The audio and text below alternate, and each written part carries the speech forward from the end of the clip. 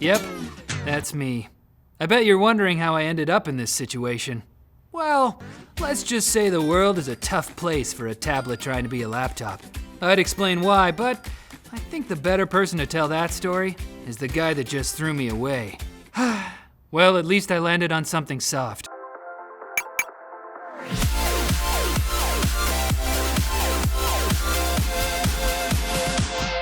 Believe it or not, this is only the third Chrome OS powered Pixel device that Google has released. Like, I know, right? So first, we had the Chromebook Pixel, way back in 2013.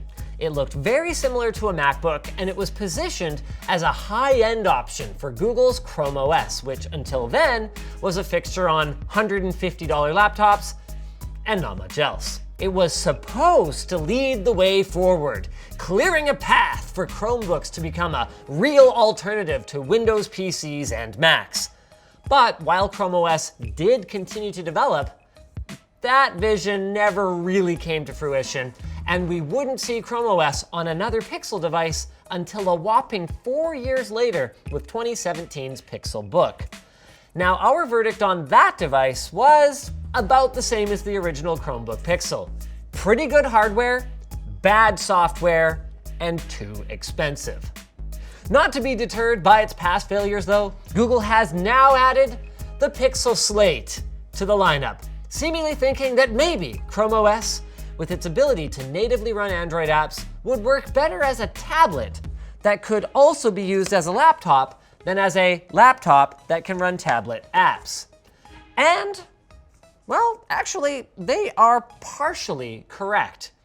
As a tablet, the Pixel Slate is surprisingly pretty great. The 3000 by 2000 resolution LCD display is bright and decently color accurate. It's thin, it's light, and the dual front-facing speakers are, simply put, incredible. Like, there's way more lows and mids than you'd expect to hear from a mobile device. Seriously, these speakers are sick. And it's got some other features that are notably absent from the iPad Pro that really hurt Apple's case for the iPad Pro as a laptop replacement. 1, the Pixel Slate has mouse support. Kind of a big deal, Apple. 2, USB Type-C ports. That is to say, it has 2 USB Type-C ports, not the USB Type-C ports are point number 2. Well, I mean, it is that too. Anyway, both of them can be used for charging, which opens up the accessory possibilities a fair bit. 3, it has support for external storage. External storage, like, come on, let's get a round of applause here. Yeah. And 4, you can set the screen at more than 2 angles. Nice. But comparing devices based on their specs and features won't get us the whole story here. So we need to dive a little bit deeper, starting with pricing. Some of the loadouts of the Pixel Slate look pretty decent until you look closelier and realize that you are paying $1,000 for a device with a mere 128 gigs of storage. That's kind of rough. With that said, at least the I/O is decent, and the 48 watt-hour battery had no problem lasting all day with pretty heavy use. Making the real question here, would I want to use this thing all day? If the answer were going to be yes, I would start by attaching the $200 Pixel Slate keyboard and then drowning my regret in its sort of rubbery felt material. Like, I don't know how to put this other than that this thing is just plain not good enough for the price. The palm rest for the keyboard is plastic, and it attaches to the back of the Slate with magnets, but the magnets slip when you're trying to maneuver the thing, making it feel just like kind of cheap in the hand as you're carrying it around, like it moves around. And even though once you've got it set up, the angle can be adjusted quite a bit with the magnets locking it in place across this whole range of motion, the keyboard is just a downer. It's mushy with no real tactile feel. The round, kind of weird feeling keycaps wiggle without actually activating. And the hinge, well, it's less of a hinge so much as it's like kind of a flap of material. making it a hassle to use the Pixel Slate when it's in your lap. Now the trackpad is better. It feels nice and smooth, and the multi-touch gestures work well, but unfortunately, it almost single-handedly defeats what was left of the Pixel Slate's lap usability, as slightly flexing the keyboard will click the trackpad, discovering which was probably the single most WTF moment during the creation of this review, for those of you who are wondering. Making this whole situation even more confusing is the fact that the Google Store lists the Brydge G-Type wireless keyboard, which is more of a traditional plastic laptop keyboard, on the Google Store for $40 less than the Slate keyboard, and reviews of the Brydge keyboard almost unanimously recommend it over the Slate keyboard. But anyway, it's a tablet, right? So let's change gears here and talk about touch input. And what about the available $100 Pixelbook pen? Yeah, it's mostly cool. It's powered by a single quadruple-A battery, and using it right after reviewing the iPad Pro with the Apple Pencil did not do this any favors. It has a slightly larger diameter, so it felt kinda, novelty-sized in the hand. And Google says that the pen has virtually no lag, but I don't know. I must just have super amazing eyes, because I can pretty clearly see the stroke trailing behind the pen tip here, and you guys probably can too. It is not like the Apple Pencils.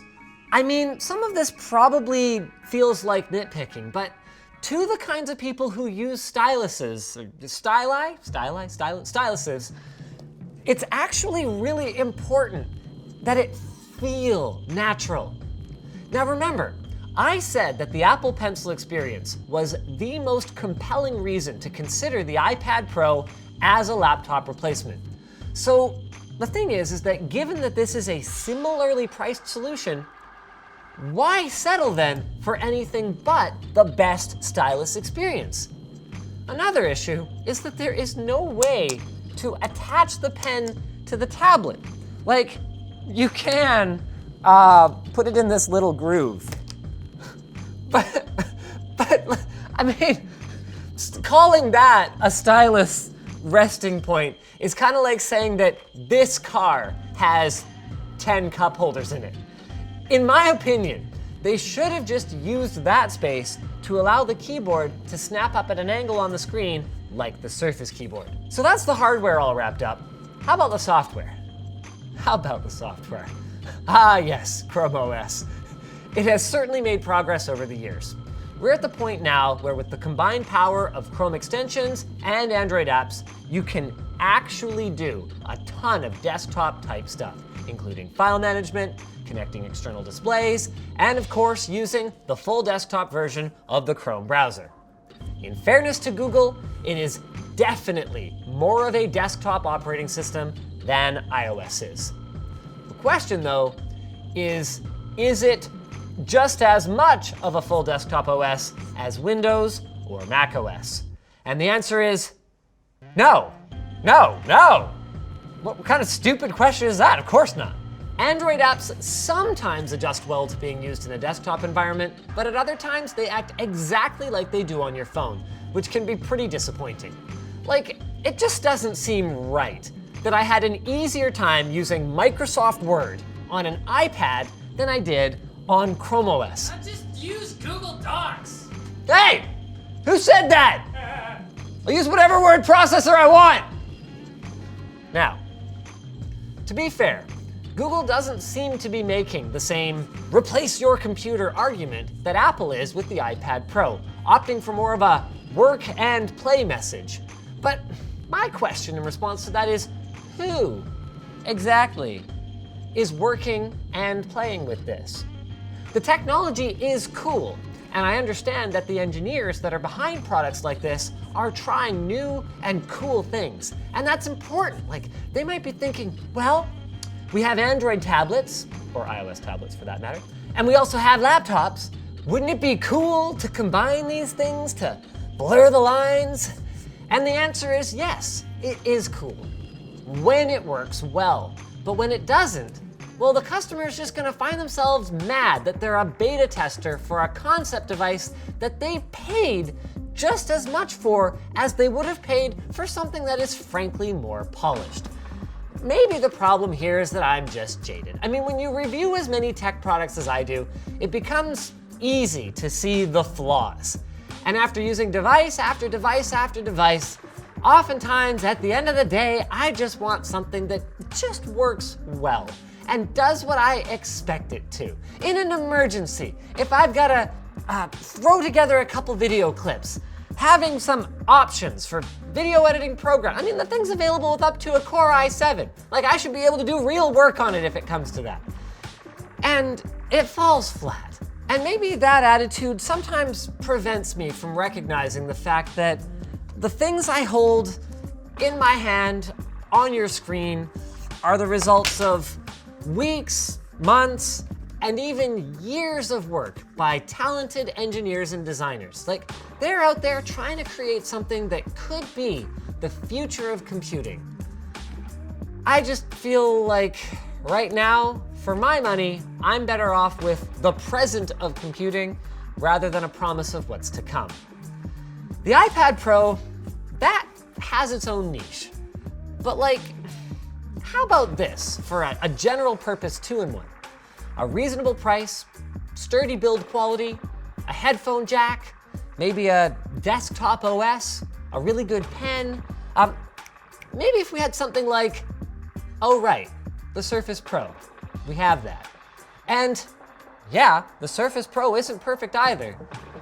But what it is a heck of a lot better than this. So maybe in another 4 years, Google. So that's what happened. I guess this is my home now. Oh wait, maybe he's coming back for me? He's got hope that the issues can be fixed with updates? No, he's grabbing his water bottle. So thanks for watching, guys. If this video sucked, you know what to do. But if it was awesome, get subscribed, hit that like button, or check out the link to where to buy the stuff we featured in the video description. Also down there is our merch store, which has cool shirts like the one I'm wearing, and our community forum, which you should totally join. The fact that it like slips off like that so easily, it's just friggin' annoying. Like this flappy doodle here is just not good enough.